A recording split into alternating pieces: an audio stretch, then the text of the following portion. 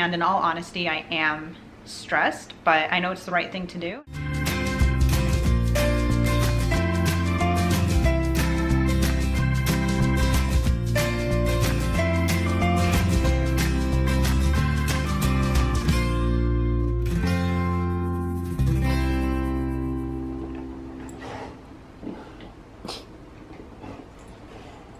You're just so happy with your new one. I don't know if y'all remember, but her old ball like this broke in half.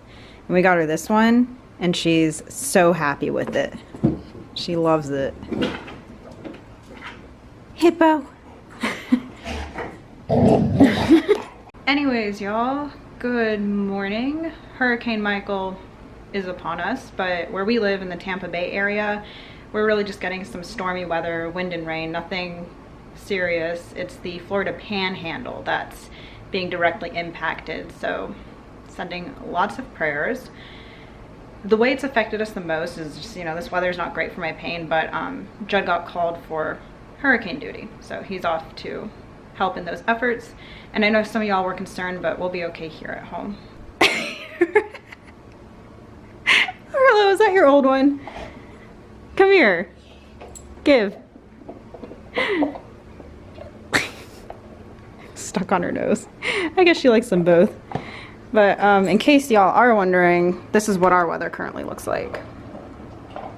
Anyways, tomorrow I have a small outpatient surgery on my right big toe.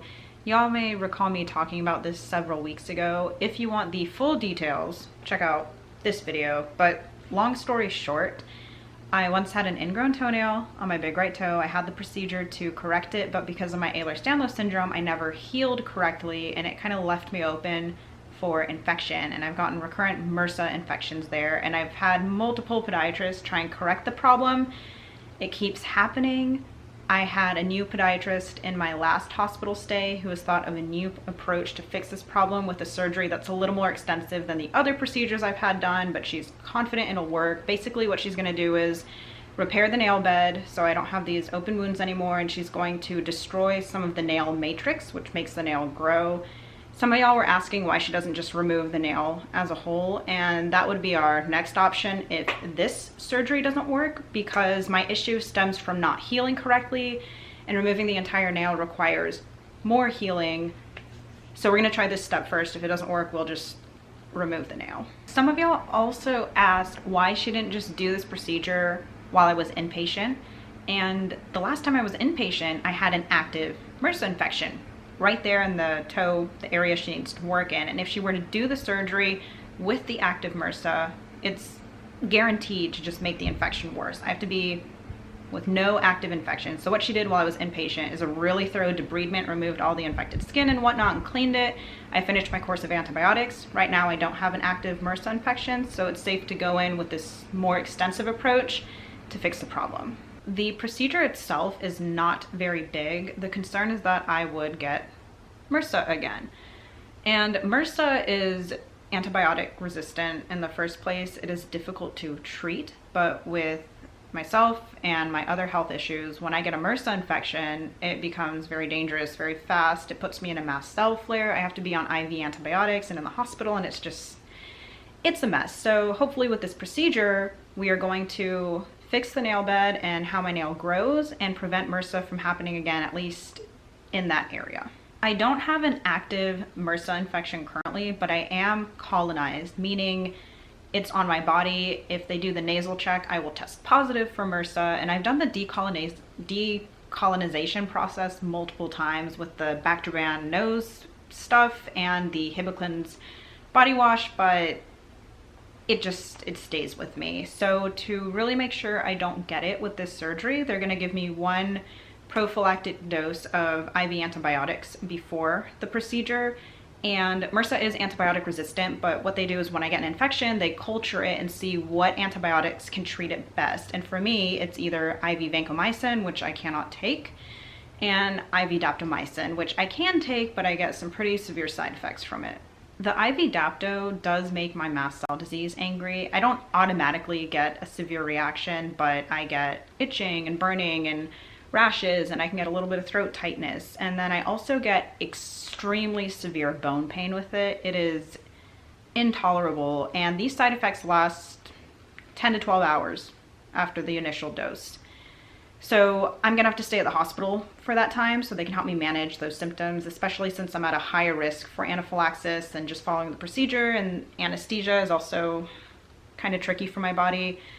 I thankfully don't have to be admitted, but I will be there for about 12 hours. When my doctor told me I was going to have to get the Dapto, I pushed the surgery back as far as they would let me because, you know, it's been a hard summer. I had recurrent infections. I've been on Dapto a lot. It's not fun, and I've been in the hospital, you know, I just wasn't about it. I wanted a break, and I got a break. I've been making progress lately, doing better with my health. We got our trip to Orlando and Disney, which was a great reprieve, and y'all may have noticed, like, every video this week, I've been in my pajamas because, one, I'm recovering from that awesome vacation, but two, I've really wanted to just rest up and give my body the best chance it had to handle the surgery. And in all honesty, I am stressed, but I know it's the right thing to do, and I'm just praying things go as smoothly as possible. So the hardest part about this whole thing is the IV Dapto, which I asked if I absolutely have to get it, if there was another option, and my doctor says this is our best bet to make sure you don't get MRSA. And while the Dapto does suck, getting an active MRSA infection would be even worse, because that would mean multiple doses of Dapto rather than just one. So just gonna deal with it to make sure I don't get MRSA. It's just the safest thing. And then the anesthesia is also hard, and my anesthesiologist isn't available. My backup anesthesiologist isn't available, so I'm gonna be working with someone who's not worked with me before. And Judd's gone, and it's stressful, but I kept praying for peace about this, and it's been like one thing after another, you know, like the doctor sent over the orders wrong, so we had to get that fixed, and then my anesthesiologist isn't gonna be there. Backup's not going to be there. Hurricane comes and Judd has to go, but you know, this is life, and I have faith. I have faith that God will be with me through this. I do have faith in my doctor, and although I don't know the anesthesiologist I'm going to work with, I know that this is a good hospital with a good team, and just got to aspire, strive, and one day at a time. And thankfully, my mom will be with me tomorrow. I am planning to edit and upload this vlog today. So it is scheduled to upload automatically on Friday. I've tried to do this in the past, and I didn't do it correctly. It didn't work, but maybe it'll work this time. If not, it's not a big deal. I'll just get this vlog up when I can. And I will be vlogging through the procedure, but probably just until pre-op, because once I get that IV Dapto, I'm pretty miserable. Not really gonna be able to vlog unless they can manage it well enough. We'll see, but yeah. That is what we have planned for this weekend. I always appreciate the love and prayers, support, encouragement that y'all have to offer. Thank you so very much. I will keep y'all updated as best I can, and if all goes well with YouTube, this video should be posted on Friday, but we'll see. Anyways, with that, I will say goodbye, and thanks for joining us on our adventure.